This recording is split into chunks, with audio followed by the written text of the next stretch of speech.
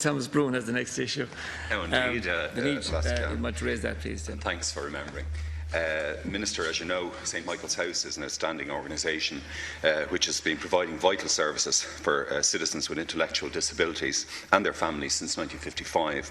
Some of these vital services include clinical and counselling services, educational vocational services, employment services, residential, and very importantly, and respite services, specialist Alzheimer's services for people with intellectual disabilities, and also social, sporting and recreational services.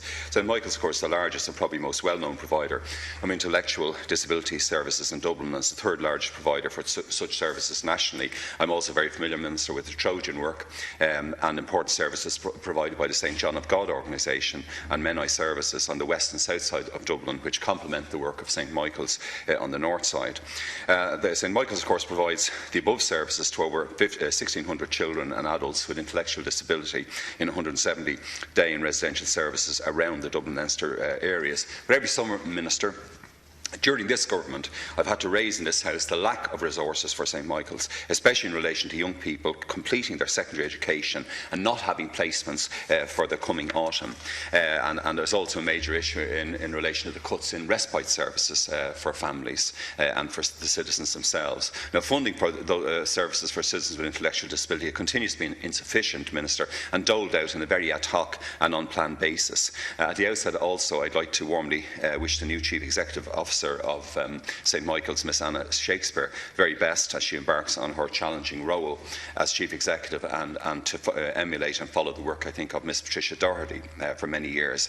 Miss Shakespeare, of course, will have a very difficult job in leading a charity which has seen a €12.3 million cut in its budget since 2008. But, of course, there's been no decrease in the need for the vital services provided by the St Michael's organisation, and indeed waiting lists are growing.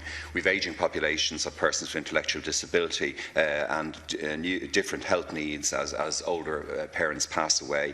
And the government, of course, talks about inclusion and equality in education and training, yet cuts have forced a reduction or closure and withdrawal of school leaver programmes and respite care services. Like other Northside deputies, Minister, I received heartfelt notes from parents of citizens with intellectual disability from last March and February because of the prospects they had, in particular in relation to citizens and children who were finishing second-level education and had no placement whatsoever to go then for either training or for work in a sheltered setting after the age of 17 or 18. In fact, very often parents were telling me transition passports were prepared, but there was nowhere to transition to.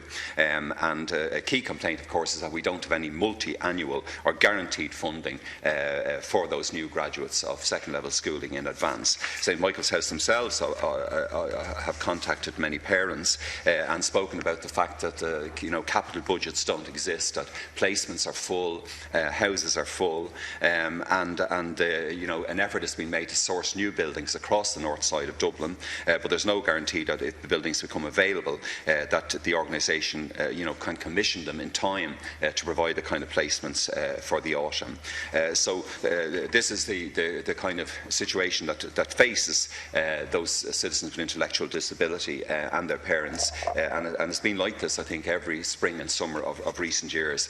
A number of them, in fact, from the St Michael's House, Malahide Road Industrial Estate Centre, they contacted me a few weeks ago as well, and they say themselves that we are, and I quote, "We are worried that our quality of life has been greatly affected by the cutbacks to our personal income and to funding of the services for people with disability. We feel alienated and unable to participate in life equally with the rest of society," and they're asking strongly that those cutbacks would be reversed on these most vulnerable of our citizens, that we would provide a secure emergency place in residential care and respite, and include everyone, and include the numbers of staff. I mean, a feature of the cutbacks has been that our valiant staff in the area of services with intellectual disability, and I'm sure it's the same for St Michael's, St John of God and all the other services around the country, that the same staff is dealing with increasing numbers of clients, of citizens with intellectual disability that are very hard pressed under terrible pressure as older parents pass away, and adults in their 30s and 40s and so on come into residential placements in an overcrowded setting. So, Minister, I think this is a huge task which needs to be addressed, and I thank you for coming. Thank you, Deputy Minister, to reply. Thank you, Lasky and Broughan, and I'd like to thank Deputy Broughan for raising this very important issue. I'm taking this debate on behalf of my colleague, Minister Kathleen Lynch, who I know has done, a lot of very, very commendable work in this area, and I'm pleased to say that she has made progress. I am pleased to outline the position on services for adults with intellectual disabilities at St Michael's House, including those who need continuing supports from the health service upon leaving school and those who avail of respite services. In 2014, St Michael's House received HSE funding of over 69 million to provide a range of community-based day, respite and residential services to over 1,600 children and adults with an intellectual disability in over 170 centres in Dublin and Meath. You will be aware that additional funding of 12 million was announced in the HSE service plan for 2015 to meet the full year costs of school leavers and those graduating from rehabilitative training programmes. 6 million of this funding is available in 2015 and is being allocated to community healthcare organisation areas in line with needs identified and according to the HSE's new directions policy on day services for adults with a disability. The HSE has confirmed that all young people and their families will be notified by the end of June of the placement that they will be available to them from September. The HSE is very aware of the challenges faced by some service providers and has been engaging locally and nationally with all providers, including St Michael's House, who may not have the physical capacity within their existing services to accommodate the new intake of school leavers in 2015. In this context, 1.5 million once-off capital funding is to be allocated by the HSE to organisations to provide suitable buildings, premises and accommodation. Applications have been invited from all service providers to avail of this funding, and I understand that St Michael's House has submitted estimates for capital funding which will be forwarded to the National Director for Social Care for consideration along with other applications nationally. Capital allocations will be notified to the providers by the end of June. The HSE has informed the Department of Health that while there has been a reduction in residential overnight respite capacity at St Michael's House, they are providing alternative respite services such as breakaways and host family respite to address the demand for residential respite. Thank you. Deputy Broughan has a further 2 minutes. Thanks, Cam. And I thank the Minister, and obviously I hope that Minister Lynch, will deliver on the basic point you've made. I mean, she has actually sent me some PQ replies in relation to some of those points. But I'd like to ask you, first of all, just on the follow-up, in relation to the additional funding for placements, what submission has Minister Lynch's department made to Minister Howlin in relation to the forthcoming capital budget statement? I understood we were to get that by the end of June.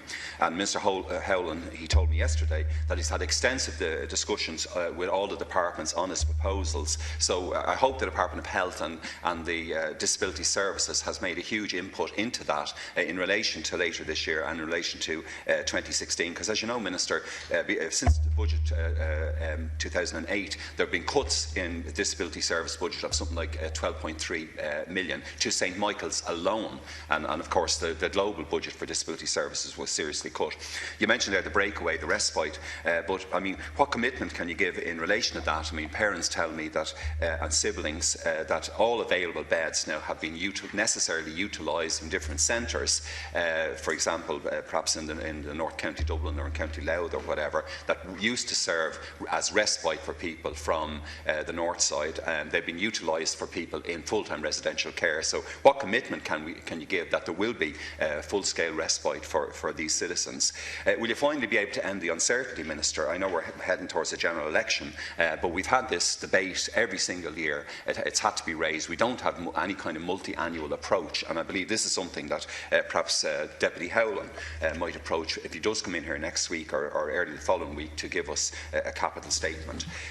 I noticed again in relation to older parents, I mentioned in my earlier remarks, and where parents are deceased, the evidence that existing staffs of St Michael's, St John of God, all the other providers, probably in your own counties as well, and the Coherlux, the Cairns County, that they're under terrible pressure, increasing pressure. They need more resources. Very often you need one-to-one staffing in this situation. And finally, the Minister Lynch did send me something on the Social Care Division operational plan, the mapping exercise, which was to review the need for day-to-day service. And that's kind of critical, and we've been essential that's carried out, say, down to 2017, 2018, and finally, obviously, budget 2016, which isn't that far away. Not just capital side, but on the current side for additional staffing, we need to start restoring this. And the little letter I read out from the citizens with disability themselves, they are our most vulnerable citizens. We owe them a total commitment of care and support, and I hope you bring that message back to Minister Lynch and to the Cabinet. Minister, to conclude now. Thank you, Laskin Corda, and I think the Deputy has answered even some of his own questions. Why I don't have the details of Minister Howland's, but the Deputy has acknowledged that extensive discussions are taking place. If I could just draw the attention of the Deputy to the HSE has confirmed that all young people and their families will be notified by the end of June of the placement that will be available to them from September. And I know this is always a very, very worrying time. I could say that we're almost at the end of June, so perhaps that the Deputy will have patience, and we'll see what happens after the end of June, and see if there's anything that gets thrown up after that, and also that at St Michael's House there, that the HSE are providing alternative respite services such as breakaways and host family respite to address the demand for residential respite. And I know this is there is a demand there, and I know again it does cause stress, but I think progress has been made in the area, and I would just maybe implore the Deputy to wait until the end of June, and we'll see what happens then. I will certainly convey your concerns to Minister Lynch, even though I know that she herself she strives very hard in this area to deliver, and I know she will deliver. Thank you, Minister. That concludes topical issues.